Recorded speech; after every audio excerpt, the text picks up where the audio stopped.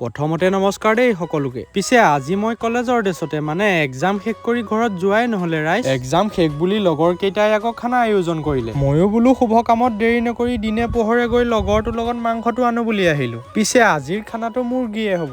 এইফালে আমাৰ লগৰে চিন্ময়হঁতৰ ফাৰ্মৰ পৰা 1.5 কেজি মান ওজনৰ এটা মুৰ্গী লৈ আহিল। মুৰ্গীটো আনিয়ে আকৌ আমি দুটা গলো বাকীখিনি বজাৰ কৰিবলৈ বুলি। এইফালে বজাৰ কৰাৰ লগতে চাহৰ লগত খাবলৈ বুলি 4টা চিংৰা লৈ ঘৰত আহিলো আমি দুটা। ঘৰত আহি চাহ চিংৰা খোৱাত ব্যস্ত হলো আমি কেইটা। খাই বৈহে শকতি ৰাইজ। আজিৰ খানাটো খাম আমি 4জনে মিলি। এইফালে আমাৰ পেটুৱা, এইফালে আমাৰ ৰুবুল আৰু এইজন হৈছে আমাৰ দীপাংকৰ। চাহকণ খায়ে লগালগ এইজনে মাংস বচাত ধৰিলে। আমি দুটাও ৰৈ নাথাকি পিয়াজ আলু গুচোৱাত লাগিলো। আজিৰ খানাটো জুইতে বনোৱা হ'ব। জুইত বনোৱা মাংসৰ সোৱাদটো জানেই আপোনালোকে। আৰু এইফালে সকলোখিনি যোগাৰ কৰি লোৱাৰ পিছত দেৰি নকৰি জুইত কেৰাহী উঠাই দিয়া হ'ল। পিছে আজি আমাৰ খানাৰ ৰান্ধনি এই ৰুবুলহে আকৌ দেই। প্ৰথমে তেলখিনি গৰম হৈ লোৱাৰ পাছত তাতে মাংসখিনি দি দিয়া হ'ল আৰু মাংসখিনি বনাই হয় মানে আমি অলপ টাইম আড্ডা মাৰিলো। পিছে কথা বহুত হ'ল আৰু কথা পাতোতে এইফালে মাংসও ৰেডি হৈ গ'ল। এতিয়া আৰু আমি ৰখিব নোৱাৰো ৰাইজ, খাই লওঁ। পিছে মাংস প্ৰেমীসকলে তলত কমেণ্ট এটা কৰিব নাপাহৰিব। বাৰু আজিলৈ এৰিছো, বাই।